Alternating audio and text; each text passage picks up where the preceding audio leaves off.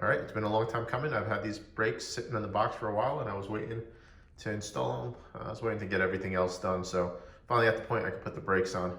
And I have the Stoptech C42 and C43 Big Brake Kit front and rear. So already I went ahead and I removed all the e-brake components. So the car no longer has an e-brake setup. It does not work with this new setup.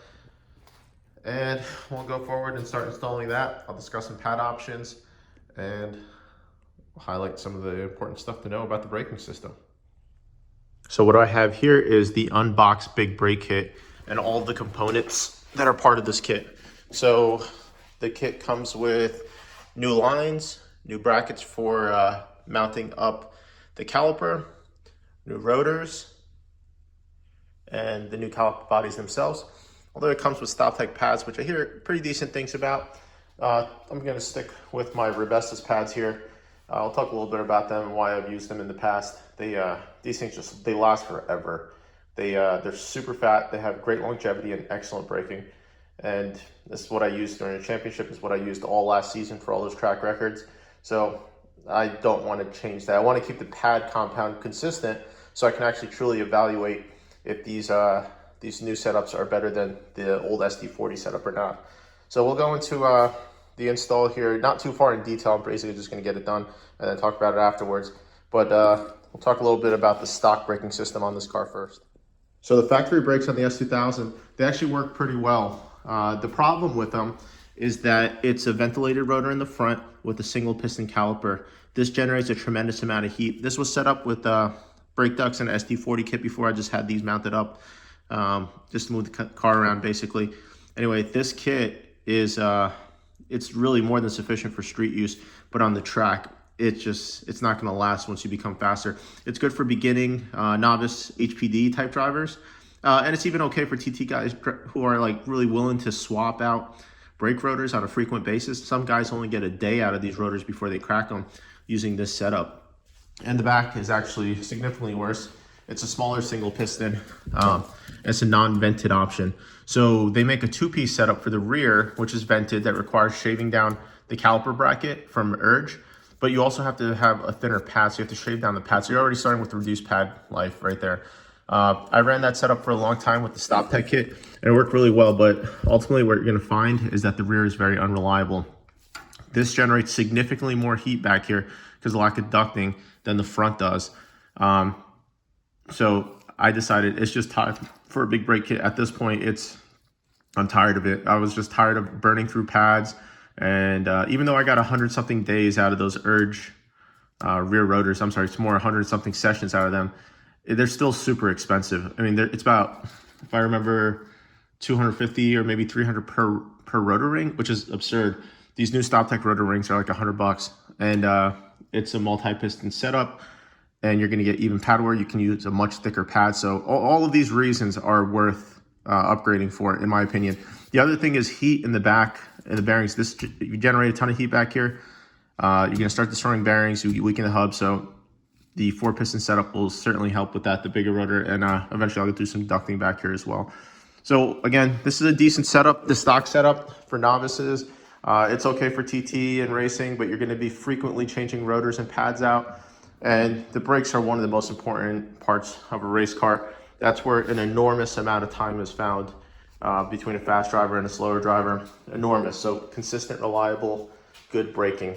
And I don't want to take chances with the last part about the brakes is it's a safety component, right? So I want the best. So I have what I think is one of the best setups out there now.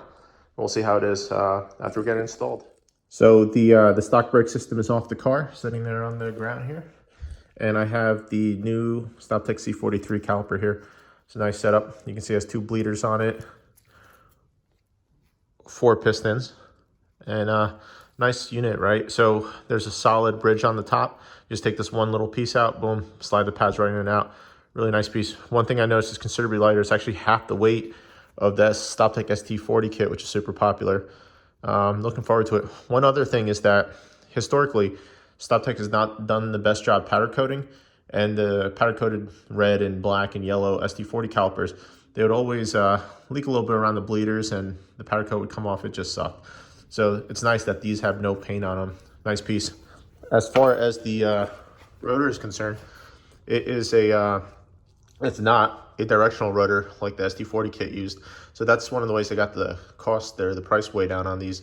And this is in a floating setup, so there's a little bit of movement here. That's gonna help with pad knockback.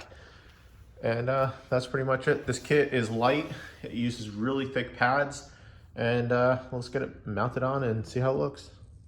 So I'm working on the back now, and I just wanted to do a quick comparison of what the factory caliper looks like, this giant single piston, versus what the new Stoptech C43 rear caliper looks like. I mean, that's crazy. It's a huge difference. So what we're doing is upgrading to a thicker two-piece floating caliper design, or I'm sorry, floating rotor design in this case.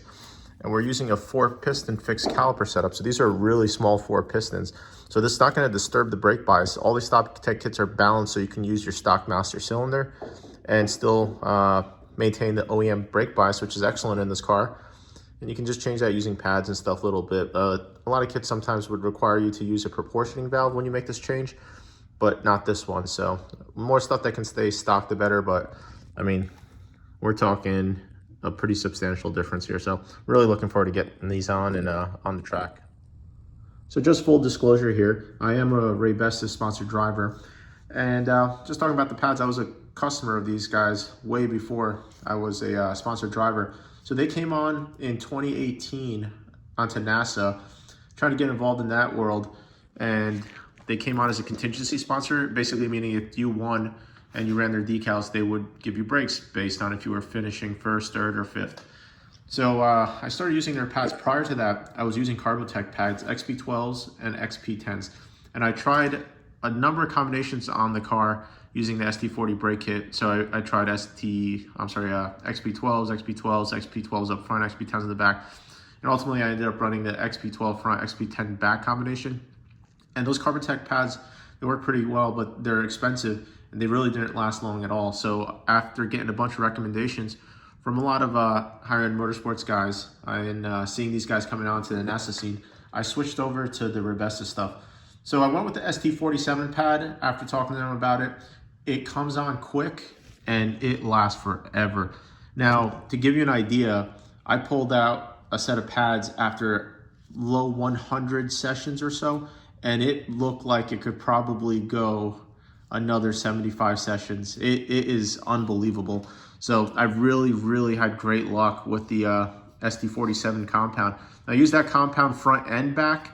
And now that I have an upgraded big brake kit, I'm not sure if I'm gonna keep running that same compound in the back, but I do have ST45s to try and ST47s. So I will do a little experimenting and report back. You know, obviously test everything and see how it goes. But man, these pads are awesome. It is, it almost sounds too good to be true. There's a couple other guys like Hawk that are contingency sponsors, and they make a pretty good pad, but the big thing with Hawk pads is how corrosive the brake dust is. It is just, it's brutal to deal with. So these, they clean up super easy, they last forever, they come on quick. Obviously an aggressive compound like the 47 is gonna be really loud for the street, which it is, but man, for a race pad, it is unbelievable. It literally sounds too good to be true, but it's not. These pads are just amazing. Now, moving on to the pad setup specifically, with this, I think it's the D609 backing plate with the Stoptech kit.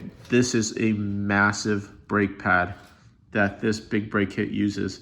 I mean, this is huge. If you know what a standard S2000 pad is, it almost looks like double the thickness. So the life on this, using an ST47 compound on this C43 kit, should just be outright incredible. And another thing I'm really excited about is look how nice and fat the rear pad is now. We'll move to the back. I mean, 2 of these back here, this is a significant improvement over what I had with the stock setup and even the Urge 2-piece rear rotor setup, which in that setup I had to shave down what little pad I had just to make it work. It was a single piston caliper, so I was getting tapering issues. It was just a mess. It was a mess. So this is a significantly bigger caliper, much thicker rotor, 2-piece floating design, and the biggest thing, look at this pad, it's huge. So if you can't tell, I'm super excited to be trying this stuff out and reporting back on how well it worked. And there you have it. You have now the ST47 Raybestos pad mounted on the front. Look how fat these are.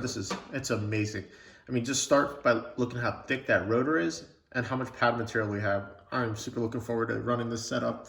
It looks awesome, and in my past experience on these ST47s, it should perform awesome. These are the pads that I used last year, basically setting every track record amongst the tracks I ran at in 3 NASA regions, plus a national championship. So they work really well, I would say, to say the least. They're a pretty awesome pad, and the wear is just outright incredible on them. So especially now that I'm running a new caliper with even fatter brake pads on here, even thicker brake pad material, it is, I'm sure, going to last, I hope, maybe even a whole season. So we'll see how that goes. Now moving to the back. The back is smaller, so it's a little bit thinner. The front, I think, is 20 mil. The back is like a 16 mil or so. And still, compared to what you get from the factory, this is huge. Awesome. So again, like I said, last season I ran the ST47 setup front and back. So I'm not going to change that because I want to keep that pad consistent compared to my old setup, so I can really compare apples to apples here with the new brake kit. And then depending how these do, I have another set of 45s, ST45 pads that I can try. So I'll definitely test both and see what I like better. But man, this is awesome. Looks great.